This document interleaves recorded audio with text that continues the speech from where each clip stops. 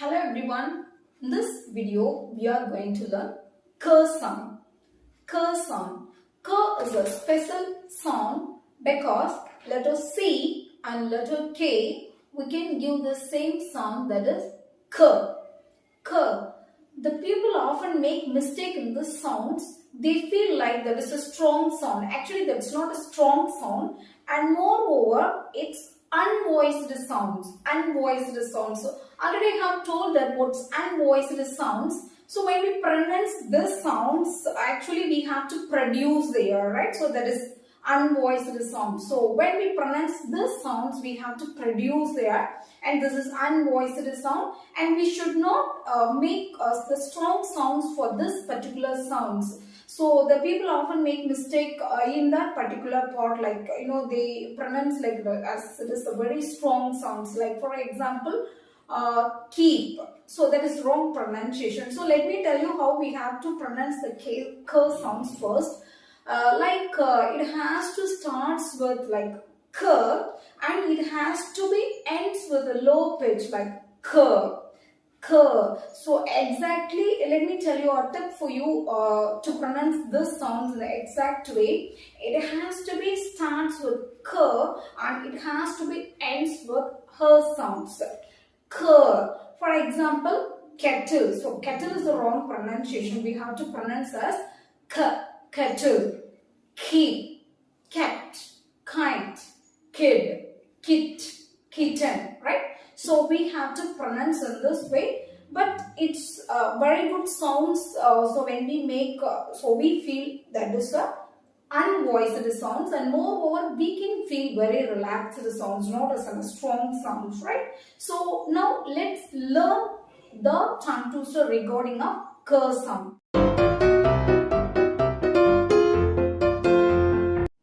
So now let's learn this tongue twister. Keenly cleaning copper kettles, kinky kite, kids keep the can in the car, come kick six sticks quick. The thing is, we have to concentrate the K sound. So that is the purpose that we are giving the tongue twister recording of the particular sounds. And moreover, your mouth muscles should get practice, right? And the thing is, you have to make the right K sound, right? Keenly cleaning copper kettles, kinky kite, kids keep the can in the car, come kick six sticks quick. So you have to get practice in the fast way. At least you have to practice thrice in a day the tongue twister. So most probably you can get the right sounds for each tongue twister. And moreover, you have to concentrate the types of sounds, right? So which means th is the light sounds and here the th is the light sound. So th already we learned that it has to be pronounced as th, th, th. So now you have to get practice. So whenever you have time. And moreover, so not only the purpose of the tongue twister, just getting practice for the muscles of the mouth, and moreover, so there are many things like we can give intonations also. So that I will tell in the another video. So how we can give intonation and tongue twister. So now you just concentrate only the sound in the tongue twister. So now let's forward to grammar part.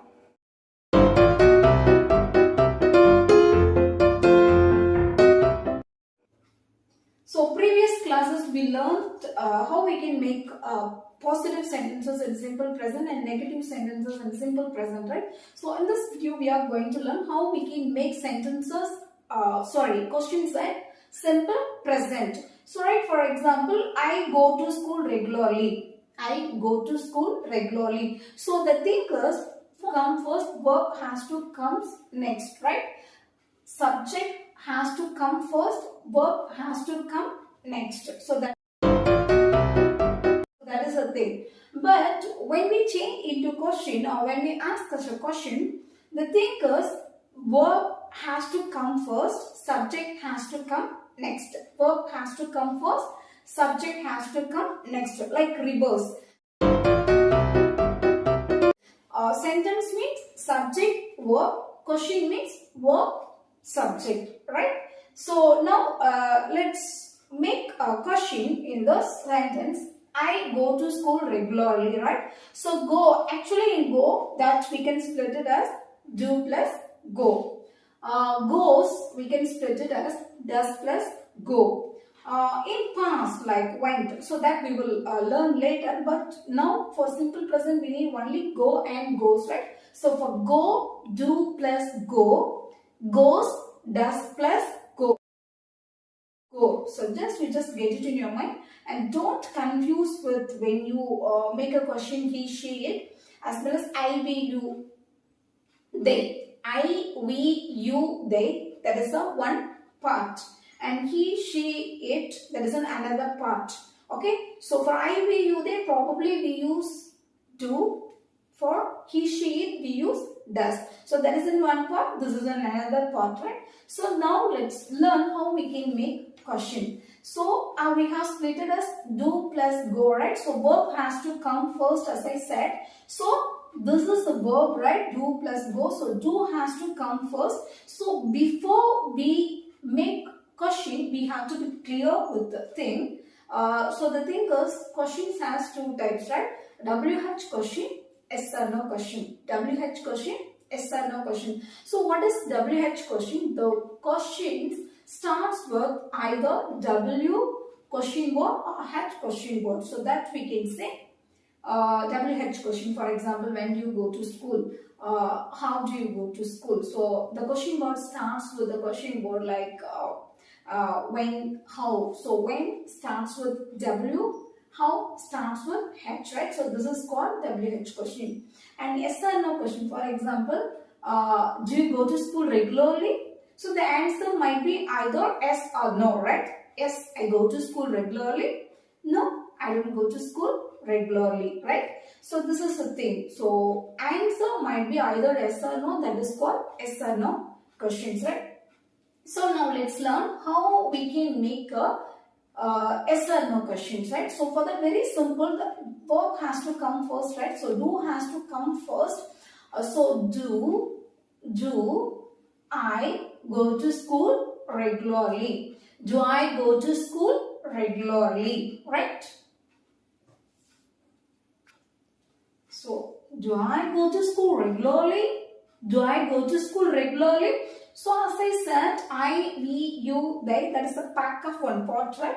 So when we use you here, do you go to school regularly? For we, yes. Do we go to school regularly? For they, yes, exactly. Do they go to school regularly? Do I go to school regularly? Do you go to school regularly? Do we go to school regularly? Do they go to school regularly? But the thing, for I go to school, right? But when it comes, he goes to school, so that we have to make a question. So how we can make a question? Let's see. Does he go to school regularly? So the thing is, as I told, when we make a question from sentence, verb has to come first, right? So what is the verb? Does. So does has come first, and what is the subject? He. So does he. So the remaining we can write. Does he go to school regularly? Suppose, does she go to school regularly? Doesn't go to school regularly, right? Do I go to school regularly? Do we go to school regularly? Do you go to school regularly? Do they go to school regularly? For he, does he go to school regularly? Does she go to? So verb has to come first, right? So what is the verb here? Does. So does is a verb. So verb has to come here. Does. Then the subject is he. Does he then go? Does he go to school regularly? Does he go to school regularly? For she, does she go to school regularly? Doesn't go to school regularly. So now let's recall. For I, do I go to school regularly? Do we go to school regularly? Do you go to school regularly? Do they go to school regularly? For he, yes. Does he go to school regularly? Does she go to school regularly? Does it go to school regularly?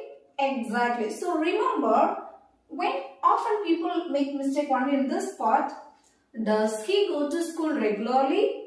Does she go to school regularly? Does it go to school regularly? So right, hope you have got how you can make a sentence in yes or no type, right? So now we'll see in another video how we can make question in WH pattern, right?